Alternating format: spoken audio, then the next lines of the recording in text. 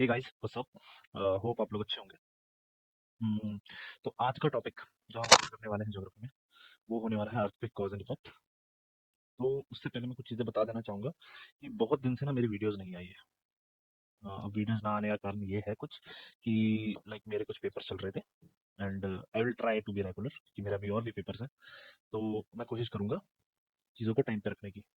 चलो, तो आज स्टार्ट करते हैं अर्थक्वेक कॉज एंड इफेक्ट्स। चलो, तो बेसिक्स पढ़ें तो अर्थक्वेक क्या होता है। अर्थक्वेक होता क्या है नॉर्मली? अर्थक्वेक होता क्या है? अर्थक्वेक होता है sudden shaking of the earth crust. Sudden shaking of earth crust. Earth crust. चलो भाई, अभी सडन शेकिंग होता किस वजह से है? देखो भाई, हमारे जो अर्थ है ना उसको कई सारे प्लेट्स में डिवाइड कर रखा है। हाँ भाई, तो टोटल हमारे पास कितनी है? तो हमारे पास टोटल प्लेट्स की बात करें तो हमारे पास 7 मेजर प्लेट्स है। Major plates. अब रिमेंबर वन थिंग, ये जो 7 मेजर प्लेट्स है ना, वैसे ये 95% तुम्हारा अर्थ क्रस्ट कवर करती है, बट कुछ माइनर प्लेट्स भी हैं। ठीक है, और it's about 15 I think. But चलो, ये चीज़ आप लोग को इतनी ज़्यादा सोचनी नहीं है। तो हम ये इस पे आते हैं कि हमारे पास जो माइनर प्लेट्स हैं हम उस पर ध्यान नहीं देते। ठीक है, माइनर प्लेट्स की बात करें क्योंकि वो बहुत सारे हैं। माइनर प्लेट्स पे इसलिए इतना ज़्यादा ध्यान देना नहीं है। चलो, आगे अगर हम थोड़ा सा आगे बढ़े तो हमें पता लगेगा कि अभी जो बहुत सारी प्लेट्स है ना, ये आपस में क्या करती हैं? टकराती हैं। आपस में टकराती है जिसकी वजह से यहाँ पर घर्षण से पैदा होती है, जिसकी वजह से ये अर्थक्वेक आता है। ठीक है, और ये धीरे धीरे धीरे बड़ा होता जाता है। चलो, अगर इतना इतना समझ के हो, इसी चीज की वजह से और भी चीजें होती है, जैसे तुम्हारी सुनामी आना। सुनामी आना, तुम्हारा अर्थक्वेक तो तुम्हें पता ही है, इस अर्थक्वेक तो इसी की वजह से आता है। ठीक है, वॉल्केनिक इरप्शन। Volcanic eruption. ठीक है, ये सारी चीजें होती है तुम्हारी।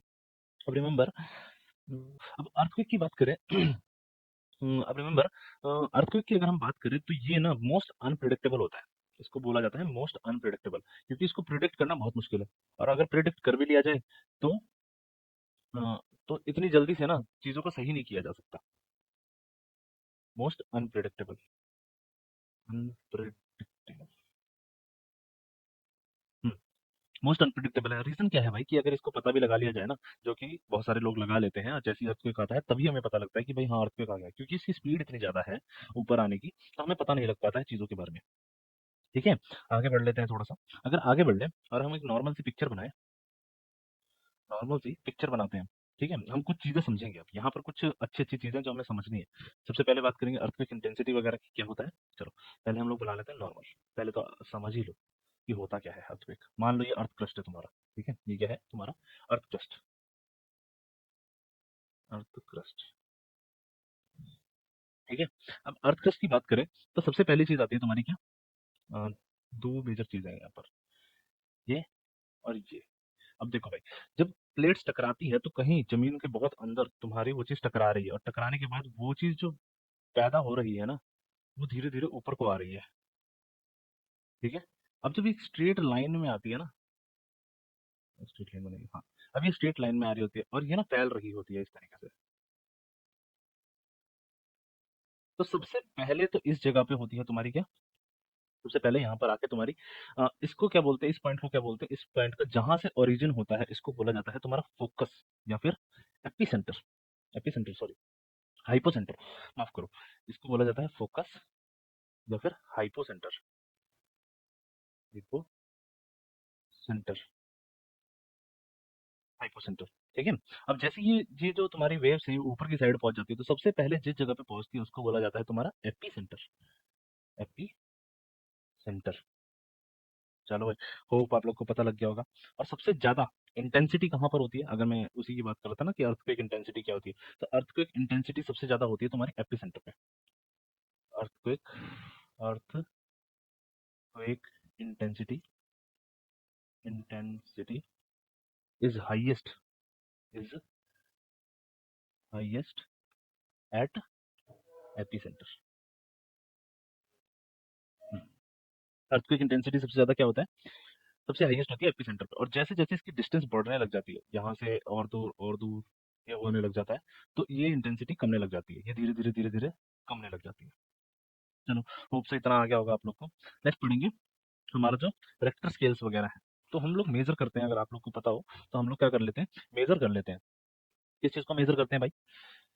तो हम लोग मेजर करते हैं तुम्हारी अर्थक्वेक को। अब जब अर्थक्वेक को मेजर करते हैं तो कुछ तरीका तो होगा। अब वो जो तरीका है वो बताता हूँ। देखो, सबसे पहले तुम्हारा आता है रिक्टर स्केल। दो तरीके के स्केल होते हैं। एक होता है Richter scale, Richter, RICHT, Richter scale. और दूसरा होता है तुम्हारा मर्कली स्केल, मरकैली स्केल। ठीक है, दो तरीके के स्केल होते हैं। एक होता है रिक्टर स्केल और एक होता है मर्कैली स्केल। रिक्टर स्केल को किसने फाउंड किया था? इसको फाउंड किया था चार्ल्स चार्ल्स एफ रिक्टर ने। ठीक है, इसीलिए इनके नाम पे पड़ गया। तो फाइंड कब किया था? ये फाइंड किया गया था 1935 में। ठीक है, अब चलो रिक्टर स्केल की और थोड़ी सी बात कर लेते हैं। रिक्टर स्केल की बात करें तो भाई, ये जो स्केल होता है ना, इसमें एक से 0 से लेके 9 तक रेंज होती है। रेंज कितनी होती है भाई इसकी? रेंज होती है 0 से लेके 0 टू 9। ठीक है, और अगर बात कर लें, अब तुम इस तरीके से अंदाजा लगा सकते हो कि मान लो कि एक 0 है, 0 डिग्री से अगर 1 डिग्री तक का अर्थक्वेक आता है, सॉरी, रेंज 0 से लेके तुम्हारी 1 तक है, तो तुम्हारा ये 10 टाइम बढ़ जाता है, मतलब 10 टाइम्स बढ़ जाता है। तो ऐसे लगा लो कि अगर फोर फोर रेंज है तुम्हारी, अगर 4.0 का अर्थक्वेक रजिस्टर होता है तुम्हारे रिक्टर स्केल में, ठीक है, और अगर 5.0 का रजिस्टर होता है तुम्हारे रिक्टर स्केल के अंदर, तो तुम्हें ये पता होना चाहिए कि जो इसकी एम्पलीट्यूड होगी ना, वो 10 टाइम्स ज्यादा होगी। Amplitude amplitude is 10 times more. ठीक है, 10 गुना ज्यादा होगा ये। तो ऐसे ही ये, आज इसकी रेंज 9 तक है, तो इट्स लाइक तुम्हारा बढ़ता रहता है, हर बार 10 10 10 10 10 बढ़ता रहता है। इस तरीके से काम करता है ये। होप आप लोग को समझ आया होगा। ठीक है, अब रिक्टर स्केल में हम लोग क्या निकालते हैं? रिक्टर स्केल में नॉर्मली हम लोग निकालते हैं मैग्नीट्यूड, नापते हैं कि भाई किस मैग्नीट्यूड का अर्थक्वेक आया है। मैग्नीट्यूड का अर्थक्वेक आया है। ठीक है, ये बात याद रखना। अब आ जाते हैं मर्करी स्केल पे। मर्करी स्केल जो है तुम्हारा, अब ये ना 12 तक होता है। इसकी जो रेंज होती है ना, इसकी जो रेंज होती है वो होती है तुम्हारी 1 से लेके 1 टू 12 होती है इसकी रेंज तुम्हारी। ठीक है, अब रिक्टर स्केल में बना के भी दिखा दूंगा, होप सो तुम्हें ना। चलो, रिक्टर स्केल एंड तुम्हारे को ये मर्करी स्केल दोनों ही बना के दिखा दूंगा मैं। चलो भाई, अब रिक्टर स्केल की अगर हम बात कर, सॉरी, मर्करी स्केल की अगर हम बात कर रहे हैं, तो हमें पता लग रहा है कि भाई 1 से लेके 12 तक इसकी रेंज होती है। अब ये क्या करता है भाई? ये मेजर करता है इंटेंसिटी, मेजर करता है इंटेंसिटी, इंटेंसिटी। ठीक है, इंटेंसिटी का मतलब, इंटेंसिटी का मतलब क्या होता है भाई? हाँ, तो अगर हम इंटेंसिटी की बात करें, हाँ भाई, तो अगर हम इंटेंसिटी की बात करें, तो इंटेंसिटी का मतलब होता है तुम्हारा कि भाई किस किस तरीके का अर्थक्वेक है। मतलब तुम ये लगा सकते हो कि भाई कितना ज्यादा शेक उस अर्थ की वजह से, कितना ज्यादा शेक हो रहा है तुम्हारा। ठीक है, और उसकी वजह से कितना ज्यादा डिस्ट्रक्शन हुआ है। तुम ये, हाँ, ये चीज लगा सकते हो तुम कि उसकी वजह से क्या इफेक्ट हुआ है लोगों के ऊपर। इंटेंसिटी का मतलब नॉर्मली मतलब यही होता है। ठीक है, how much it shake, and कितना इफेक्ट हुआ है लोगों के ऊपर उस चीज का।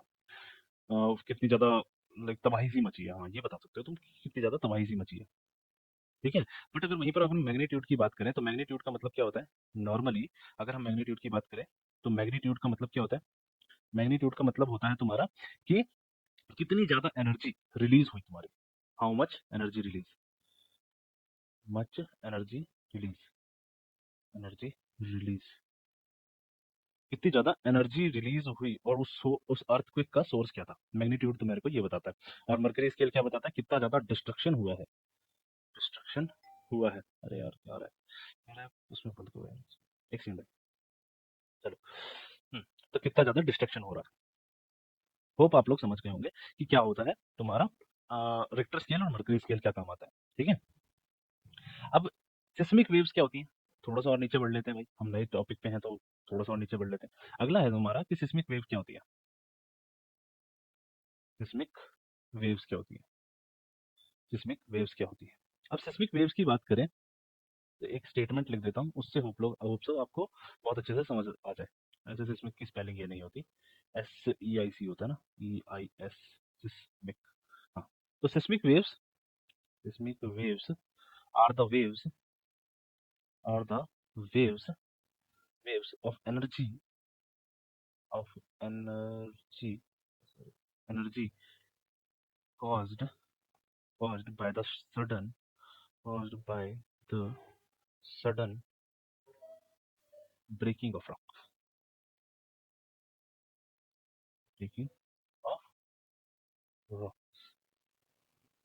ठीक है, अब ये विद इन द अर्थ है, ये बात याद रखना, ये भी लिख देता हूँ, rocks with in the earth, with in the earth.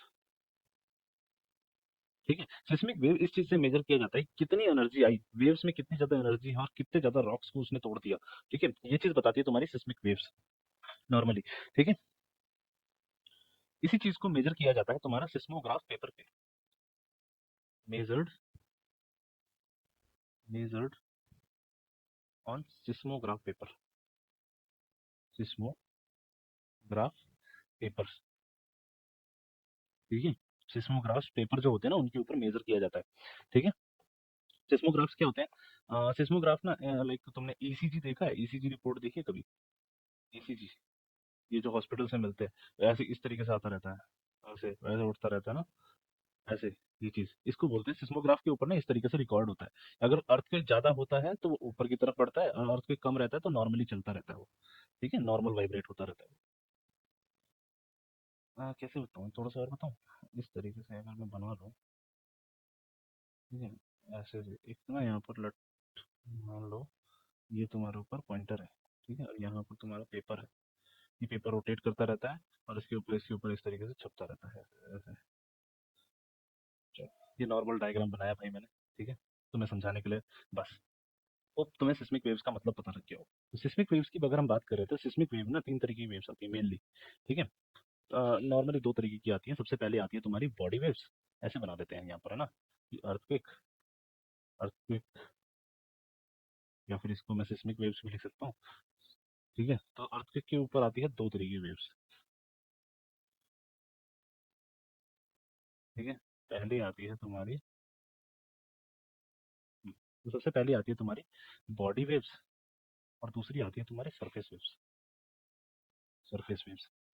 ठीक है, अगर हम बॉडी वेव्स की बात करें तो बॉडी वेव्स कौन सी होती है भाई?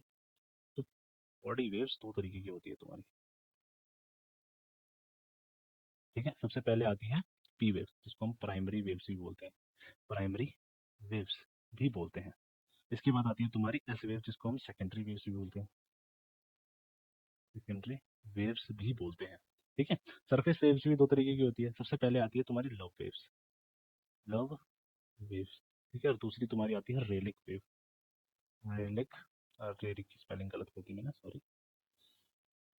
तो दूसरी आती है तुम्हारी रेलिक वेव, रे रेलिक वेव्स। ठीक है, दो तरीके की वेव्स होती है। अब प्राइमरी को हम लोग पी से डिनोट करते हैं, सेकेंडरी को हम लोग एस से, और लव वेव को हम लोग एल से डिनोट करते हैं। चलो भाई, अगर हम बात करें प्राइमरी वेव्स की, अगर हम बात करें प्राइमरी वेव्स की, तो हमें पता लगेगा कुछ चीज़ों के बारे में। चलो, सबसे पहले आ जाता है तुम्हारा primary waves.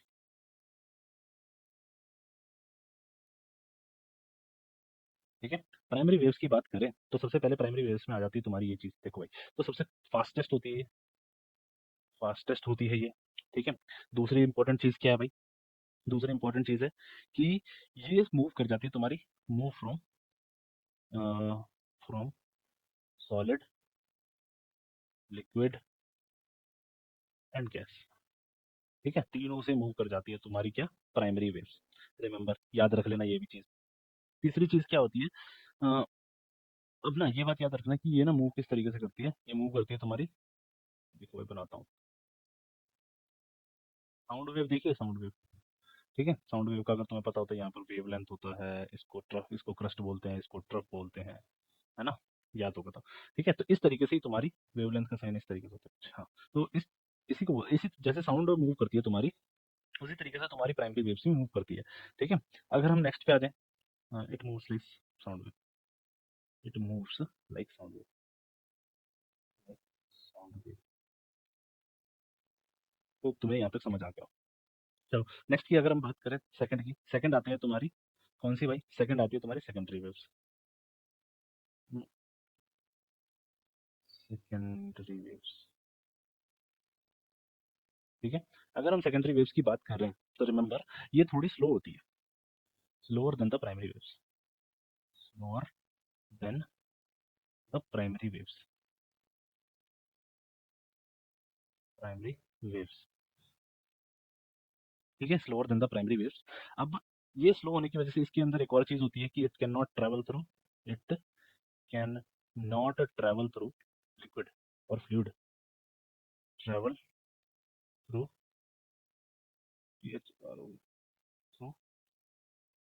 Travel through liquid, liquid portion. अब रिमेंबर ये लिक्विड के थ्रू ट्रेवल नहीं करती, ठीक है। होप आप लोग को समझ आया होगा ये चीज, ठीक है। अब ये क्या है कि ये ना कुछ टाइम पीरियड के बाद तुम्हारी सरफेस पे पहुंचती है। जैसे तो मैं यहाँ पे बना देता हूँ, ठीक है। यहाँ से स्टार्ट हुई तो सबसे पहली जो वेव्स होती है वो प्राइमरी वेव्स होती है, ठीक है। अब जो सबसे पहले रिकॉर्ड होती है ना वो भी प्राइमरी वेव्स होती है तुम्हारी। उसके बाद ऊपर आते आते तुम्हारा जो ये अर्थ क्रस्ट है, ठीक है, यहाँ तक पहुंचती है, ये होती है तुम्हारी secondary waves.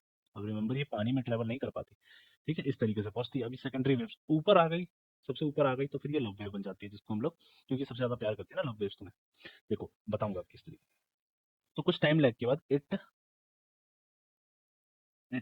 Arrive arrive at the surface, at the surface with some time lag, some time lag, ठीक है। अब देखो भाई, अगर ये स्लोअर है तुम्हारी, अगर ये स्लोअर है तुम्हारी, देखो प्राइमरी वेव्स तो फास्टेस्ट होती है तुम्हारी, बट अब ये धीरे धीरे धीरे धीरे स्लो हो जाती है। स्लो होने की वजह से क्या होती है, कुछ टाइम बाद, जैसे मान लो अभी यहाँ पर हुई 5 सेकंड के बाद तुम्हारी पहुंचती है कहाँ पर, सरफेस के ऊपर, ठीक है। इसी को बोलते हैं वो टाइम लैग।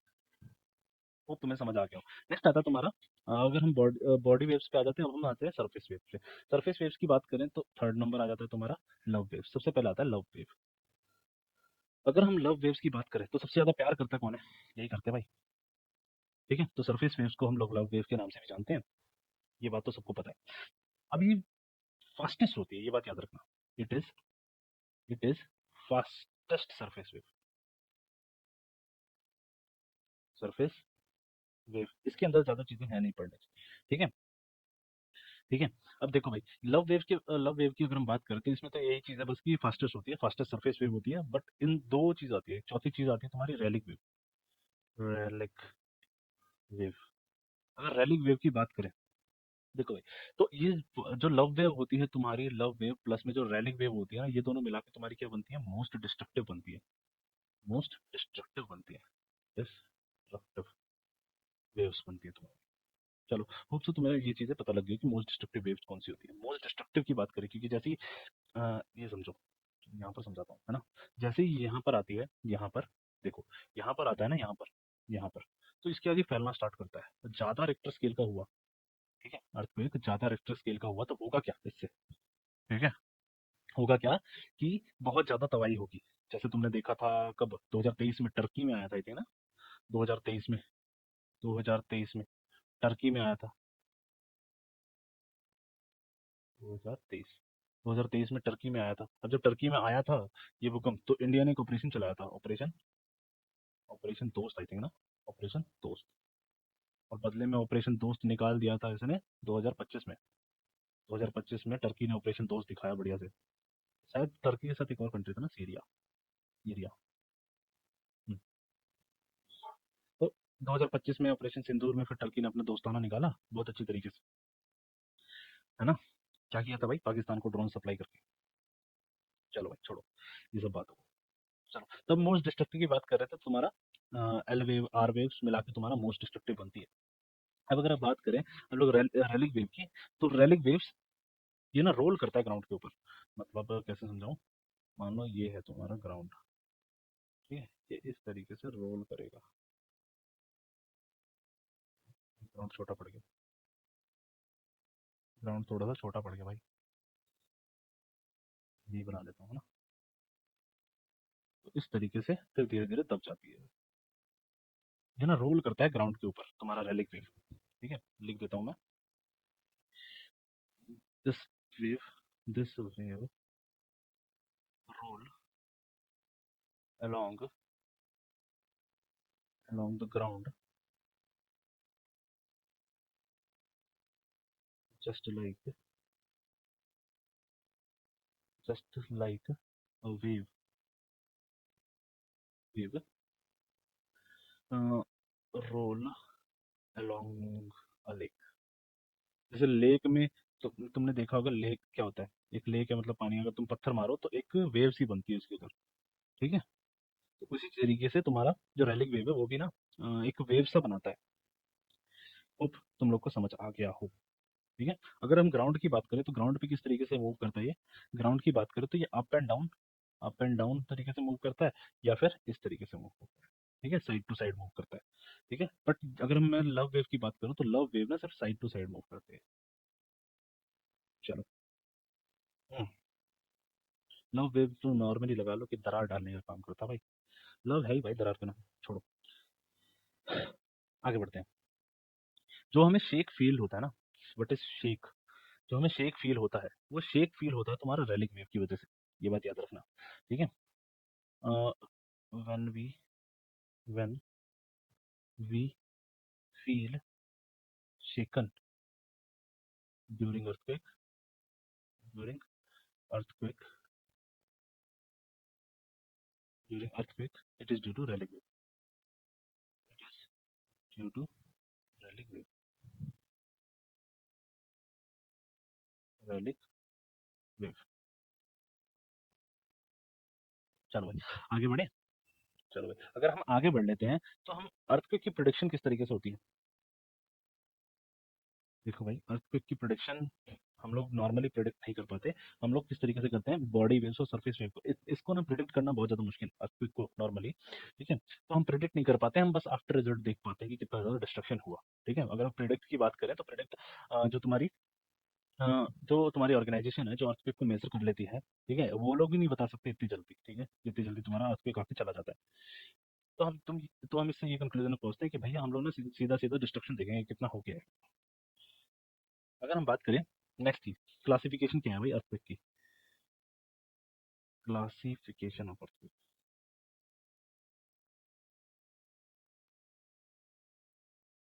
अब क्लासिफिकेशन से मेरा मतलब ये नहीं है कि मैं वेव्स को समझाऊं दोबारा से, नहीं। क्लासिफिकेशन का मेरा मतलब ये है कि भाई किस किस तरीके से तुम्हारे क्या क्या फैक्टर इन्वॉल्व होते हैं तुम्हारे अर्थक्वेक आने के लिए। तो सबसे पहले हम लोग देते हैं नेचुरल। नेचुरल क्या है भाई। देखो भाई, क्लासिफिकेशन ऑफ अर्थक्वेक की बात करें तो सबसे पहले करेंगे हम on the basis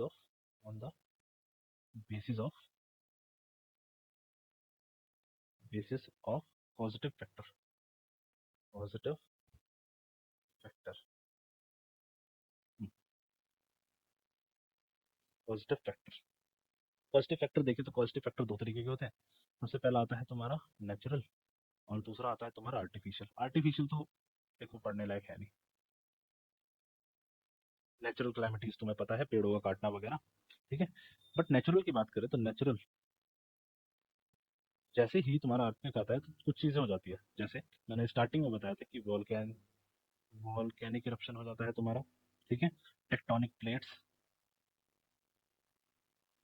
tectonic plates tectonic plates tectonic plates हिल जाती है तुम्हारी, उसकी वजह से आता है आइसोस्टेटिक। ठीक है, दूसरा एंड चौथा आ जाता है तुम्हारा प्लूटोनिक। देखो भाई, ये क्या चीज है। तो सबसे पहले जो तुम्हारा होता है वॉल्केनिक कॉज। अगर हम वॉल्केनिक कॉज की बात करें तो वॉल्केनिक,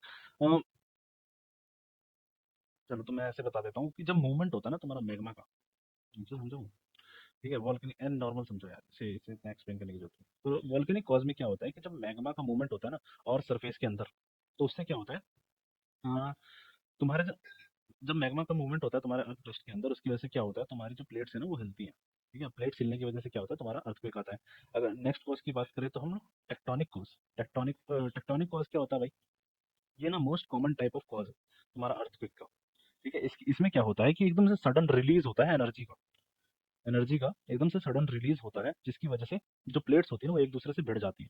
ठीक है, तो उसकी वजह से होता है तुम्हारा क्या, उसकी वजह से होता है तुम्हारा टेक्टोनिक कॉज। ठीक है, नेक्स्ट आता है तुम्हारा आइसोस्टैटिक कॉज। आइसोस्टैटिक, इसमें से टेक्टोनिक सबसे मेन है, रिमेंबर। ठीक है, आइसोस्टैटिक कॉज की बात करें तो आइसोस्टैटिक कॉज क्या होता है भाई। फॉर एग्जांपल इसको तो समझाना पड़ेगा थोड़ा सा, देखो वो मैं समझाता हूँ बना के ना, डायग्राम बनाता हूँ इसका। तो पहले मैं ये बता देता हूँ कि आइसोस्टैटिक की वजह से होता क्या है कि बैलेंस जो होता है ना अर्थ का जो बैलेंस होता है वो थोड़ा इधर उधर होने लग जाता है, जिसकी वजह से होती है ये चीजें। बट मैं तुम्हें बना के समझाता हूँ। फॉर एग्जाम्पल,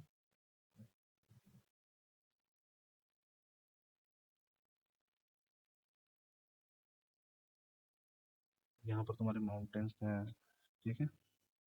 ये मान लेते हैं तुम्हारा सी बेल्ट थोड़ा सा। चलो, अब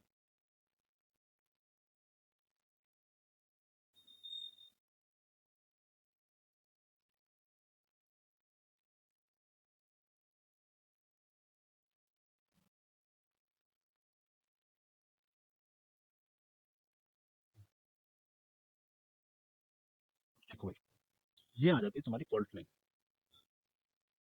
ये आ गई तुम्हारी fault line time to time. अब होता क्या है कि मान लो किसी वजह से जो प्लेयर्स है ना वो एक दूसरे से दूर जाने लग गई, ठीक है। और ये चीज तुम अभी ना अफ्रीका में देख सकते हो। अफ्रीका में क्या हुआ है कि अफ्रीका का जो कॉन्टिनेंट है ना इस तरीके से, अब वो ना इधर से टूटने लग गया है, तो प्लेट ना दूर जा रही है कहीं ना कहीं। तो किसी वजह से आइसोस्टैटिक क्या होता है भाई, जब प्लेट जो होती है तुम्हारी इम्बैलेंस हो जाती है, मतलब एक दूसरे से दूर जाने लग जाती है, ठीक है। और ना इनके ऊपर का जो वेट होता है ना वो चेंज होने लग जाता है, ठीक है। तो इनके बीच में हो जाता है वर्टिकली एडजस्टमेंट, ठीक है। अब होता क्या है यहाँ पर दिक्कत क्या होती है, थोड़े थोड़े दूर जाने लगी, जिसकी वजह से यहाँ पर बनने लग गया। अब इन्हीं की वजह से तुम्हारा आने लग जाता है अर्थक्वेक, ठीक है। क्योंकि ये अगर इधर को बढ़ रही है तो ये इधर किसी से तो टकराएगी, इधर किसी से टकराएगी। अब जब टकराएंगी तो आएगा तुम्हारा अर्थक्वेक। होप सो तुम लोग को पता लग गया हो कि क्या होता है। नेक्स्ट तुम्हारा क्या है भाई, नेक्स्ट तुम्हारा है प्लूटोनिक। प्लूटोनिक अर्थक्वेक क्या होता है भाई, अब ना ये डीप होता है। इसको हम लोग डीप फोकस अर्थक्वेक भी बोलते हैं, इसको हम लोग डीप फोकस अर्थक्वेक भी बोलते हैं, deep focus earthquake, deep focus earthquake भी बोलते हैं, ठीक है। क्योंकि बहुत अंदर होता है, बहुत ज्यादा अंदर, इट्स लाइक 300 किलोमीटर्स या उससे नीचे तुम्हारा ये अर्थक्वेक होता है, ठीक है। इसका ज्यादा फर्क अर्थ क्रस्ट पे नहीं पड़ता, ठीक है। क्योंकि जब तक ये ऊपर आती है, जो सरफेस वेव्स होती है तुम्हारी, सेकेंडरी वेव्स बताई थी मैंने तुम्हें कि सेकेंडरी वेव धीरे धीरे आती है। अब धीरे धीरे आते आते कि इसका जो वाइब्रेशन होता है ना नीचे ही तुम्हारा दब जाता है कहीं ना कहीं, ठीक है। ज्यादा आता नहीं है ऊपर।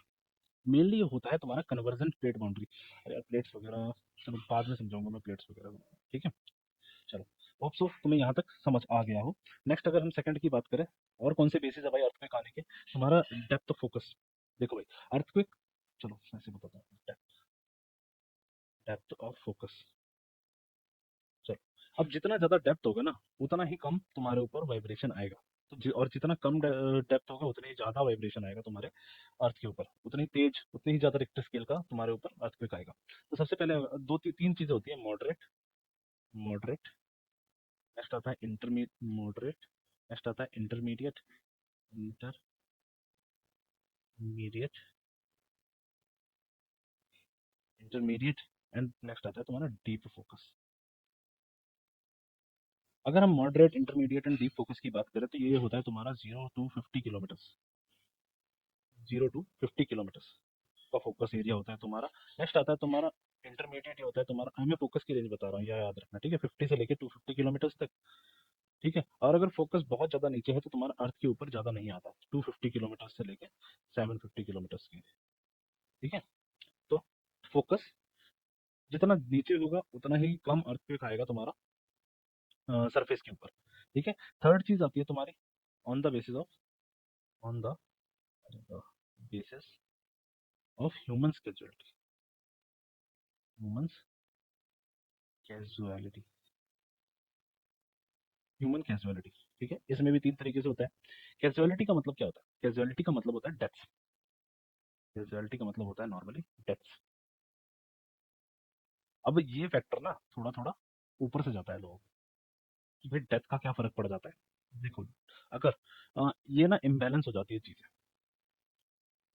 डेप्थ, चलो देखो ऐसे बताता हूँ। सबसे पहले आता है यहाँ पर मॉडरेट, मॉडरेट, ठीक है। इसमें भी आता है, नेक्स्ट आता है तुम्हारा highly hazardous, highly hazardous, hazardous, you है ये यू, ठीक है, हजार्डस। और थर्ड आता है तुम्हारा इसके अंदर मोस्ट हजार्डस, हजार्डस। अब तीन चीजें आ गई। मॉडरेट का मतलब है कि जो डेथ हुई ना वो 50,000 से कम हुई, डेथ जो हुई वो 50,000 से कम हुई। एक साथ की बात कर रहा हूँ मैं। ठीक है। हाईली हजार्डस का मतलब होता है कि डेथ ना 51,000 से लेके आगे ही बढ़ती जा रही है, 1 लाख तक हो गई एकदम से। ठीक है। अरे 5। और मोस्ट हजार्डस का मतलब होता है 1 लाख से ज्यादा, 1 लाख से ज्यादा। ठीक है, 1 लाख से ज्यादा। ठीक है। अब देखो भाई, चलो भाई, अगर हम बात करें, अगर हम इसकी बात कर रहे थे कि ह्यूमन कैजुअलिटी की वजह से अर्थक्वेक किस तरीके से होता है, देखो भाई, इसका ना कोई डायरेक्ट क्लासिफिकेशन नहीं है, it is not not a direct classification. ठीक है, कि ह्यूमन कैजुअलिटी की वजह से आता है कि नहीं आता है, बट देखा ऐसा जाता है कि जहां पर एकदम से बहुत ज्यादा लोगों की डेथ होती है ना, वहां पर अर्थक्वेक आने के चांसेस होते हैं। ठीक है, ऐसा मेजर किया गया है टाइम टू टाइम, और कई जगहों पर आया भी है। जैसे बांग्लादेश में हुआ था, कभी फेमाइन आया था, बहुत सारे लोगों की मौत हो गई थी, और उसके बाद रिसेंट, उसके बाद तुरंत 2 या 3 अर्थक्वेक ने हिट किया था उस जगह को। अब ये बात याद रखना, ये एक बहुत जनरल अप्रोच है, जनरल अप्रोच है। इसको कैटेगराइज करने का, तुम्हारे हजार्ड जो होते हैं, हजार्ड अर्थक्वेक होता है उसको, और कुछ नहीं। ठीक है, बहुत जनरल वे है। ठीक है, चलो, होप तुम्हें थोड़ा बहुत समझ आया होगा। लास्ट वाला पॉइंट इतना ज्यादा समझने के लिए नहीं था, जो तुम्हारा ह्यूमन कैजुअलिटीज के ऊपर था। चलो, हम थोड़ा सा आगे बढ़ लेते हैं। हम्म, अगर हम बात करें नेक्स्ट चीज की, जिसका नाम है तुम्हारा वर्ल्ड डिस्ट्रीब्यूशन ऑफ अर्थक्वेक। अगला टॉपिक है तुम्हारा world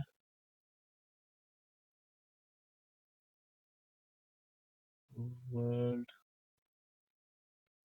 distribution distribution of earthquake.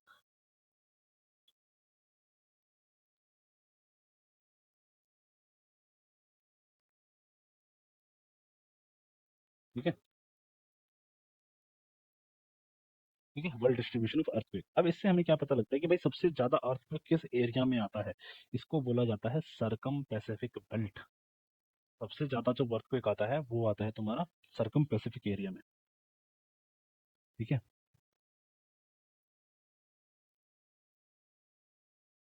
ठीक है, चलो मैं तुम्हें ऐसे बता देता हूँ कि जो तुम्हारा वर्ल्ड डिस्ट्रीब्यूशन ऑफ अर्थक्वेक है ना, ये क्लोज होता है तुम्हारा सरकम पैसिफिक बेल्ट में। सबसे ज्यादा आता है तुम्हारा सरकम पैसिफिक, अरे भाई, सरकम पैसिफिक बेल्ट। अब जो तुम्हारे सरकम पैसिफिक बेल्ट है ना, यहाँ पर दो चीज मेनली बहुत ज्यादा आती है। सबसे पहले तो अर्थक्वेक, अर्थक्वेक, और अर्थक्वेक आने की वजह से इसी एरिया में तुम्हारा सबसे ज्यादा क्या आता है, इसी एरिया में तुम्हारा सबसे ज्यादा आता है वॉल्केनोज। सबसे ज्यादा वॉल्केनोज भी इसी एरिया में पाया जाता है। अब सरकम पैसिफिक बेल्ट अगर तुम्हें पता हो, तो जो पैसिफिक पैसिफिक ओशन है ना, उसके पैसिफिक ओशन और उसके आसपास का जो एरिया है, वहां पर बोला जाता है तुम्हारा, जैसे यहाँ पर तुम्हारा कौन आ जाता है भाई, यहाँ पर आ जाता है तुम्हारा ऑस्ट्रेलिया, यहाँ पर तुम्हारा क्या लगता है, मान लो चाइना एंड ये एशिया लग जाता है, इधर ऑस्ट्रेलिया लग जाता है। ठीक है, और ये एशिया पूरा ही कवर कर लेता है यहाँ तक। उसके बाद फिर यहाँ पर से नॉर्दर्न अमेरिका आ जाता है, नॉर्दर्न अमेरिका आ जाता है, और नॉर्दर्न अमेरिका के नीचे तुम्हारा सदर्न अमेरिका आ जाता है। तो ये वाला जो एरिया होता है ना, इसको बोलते हैं सर्कम पैसिफिक बेल्ट। अब सर्कम पैसिफिक बेल्ट है ना, और नीचे तो तुम्हें पता है अंटार्कटिका आ जाता है ट्रेंडो से। ठीक है, अब जो सर्कम पैसिफिक बेल्ट वाला एरिया है, ठीक है, अब होता है यहाँ पर ना बहुत ज्यादा तुम्हारी क्या आती है, अर्थक्वेक आती है और वॉल्केनोज। और वॉल्केनोज के लिए एक ने बहुत फेमस नाम दे रखा है, ring of fire, ring of fire. क्योंकि यहाँ पर बहुत ज्यादा वॉल्केनोज फटते हैं, तो यहाँ पर इसको नाम दे दिया गया है रिंग ऑफ फायर। ठीक है, और ये भी याद रखना कि यहाँ पर most of 70%, about 70% of the earthquake तुम्हारे इसी एरिया में आते हैं। ये बात याद रखना, earthquake occur in circum occur in circum Pacific belt, circum Pacific belt. ठीक है, चलो भाई, अगर तुम्हारे, और नेक्स्ट चीज तुम्हारी क्या है, सरकम पैसिफिक बेल्ट में आते हैं तुम्हारे 70%, और इसके बाद लगा लो अबाउट 20%, 20% ऑफ अर्थक्वेक तुम्हारे आते हैं, take place in, earthquake occur in Mediterranean Himalayan belt, Mediterranean Himalayan belt, Himalayan belt, Mediterranean, Himalayan belt पे आता है तुम्हारा, including including including Asia, Asia little bit, ठीक है, यहाँ पर माइनर लिख देता हूँ, माइनर, ठीक है, थोड़ा बहुत एशिया भी, रिमेंबर। चलो आगे बढ़ लेते हैं भाई। तो सबसे ज्यादा तुम्हारी अर्थक्वेक इन एरियाज में आता है, circum Pacific belt and Mediterranean Himalayan belt, ठीक है, इंक्लूडिंग एशिया, हिमालयाज में भी आता है तुम्हारा, हिमालयन में भी आता है तुम्हारा अर्थक्वेक। चलो भाई आगे बढ़ते हैं, आगे बात करते हैं कि नेचुरल रीजंस वगैरह बता दिया मैंने तुम्हें, है ना, कि वोल्केनिक इरप्शन हो जाता है, फॉल्टिंग एंड फोल्डिंग हो जाता है, up wearing and down wearing हो जाता है, ठीक है, अपसाइड डाउन बताया था मैंने तुम्हें, फॉल्टिंग एंड फेवरिंग बताया होगा hope, faulting and folding sorry बताया होगा hope, plate movement, plate movement is one of the major reason जिसकी वजह से अर्थक्वेक आता है, लैंडस्लाइड्स, ये सब भी बता दिया मैंने। चलो आगे बताते हैं। अगर हम मैन मेड रीजन की बात करें, what are the man made reasons, man made reasons, reasons of earthquake, क्या भाई मैन मेड रीजंस अर्थक्वेक के? मैन मेड रीजन है सबसे पहले तो deep sea mining, deep underground mining बोलो और सी माइनिंग होती है, deep underground mining, underground mining, ठीक है, डीप अंडरग्राउंड माइनिंग सबसे पहला, ठीक है, use of use of dynamites वगैरह का इस्तेमाल किया जाता है तुम्हारा कंस्ट्रक्शन पर्पसेस के लिए, है ना, जो कहीं पर फॉर एग्जांपल पहाड़ों को तोड़ना है तो डायनामाइट्स वगैरह इस्तेमाल किए, मान लो टनल बना दिया तो डायनामाइट्स की वजह से तुमने पत्थर वगैरह को तोड़ा, ठीक है, इसकी वजह से भी तुम्हारा आता है क्या, यूज ऑफ डायनामाइट्स एक मेजर प्रॉब्लम है, डायनामाइट्स। कमेंट्स में प्लीज मेरे को बताना कि डायनामाइट्स किसने खोजी थी, ठीक है, हु इंट्रोड्यूस डायनामाइट्स या who founded dynamites as a explosive, dynamites. Next आता है तुम्हारा न्यूक्लियर एक्सप्लोजन, अरे यार न्यूक्लियर बम तो वन ऑफ द मेजर है ना, न्यूक्लियर एक्सप्लोजन, न्यूक्लियर एक्सप्लोजन, है ना, दो आज तक दो ही न्यूक्लियर बम फटे हैं, वैसे तो टेस्ट तुम्हारी बहुत सारी कंट्रीज ने कर रखा है, बट दो न्यूक्लियर बम फटे हैं, कहाँ पर भाई, हिरोशिमा और नागासाकी, ये दोनों जापान में है, वर्ल्ड वॉर 2 के टाइम पे फटे थे, नागासाकी वर्ल्ड वॉर 2 के टाइम पे फटे थे, एक का नाम था Little Boy and Fat Man, Little Boy and Fat Man. अभी करंटली मैंने एक चीज देखा था कि परमार सर जो है हमारे एसएससी वाले, उनकी बुक्स का नाम भी ये है, Little Boy and Fat Man, hope उनमें हो काफी सारी चीजें। चलो देखो भाई आगे बात करते हैं, देखो भाई, हम्म, चलो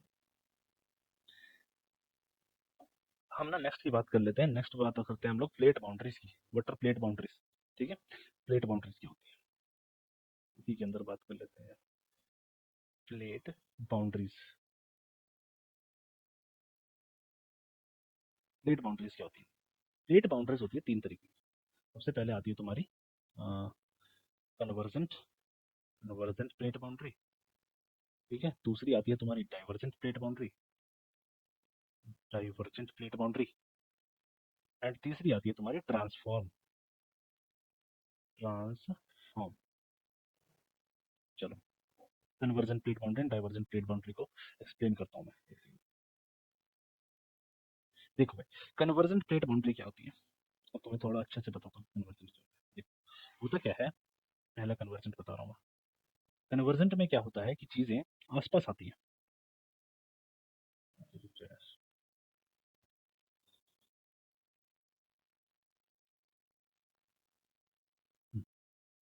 देखो भाई कन्वर्जेंट में मैं बता देता हूँ तुम्हें, ये देखो मान लो एक है ये, हम्म,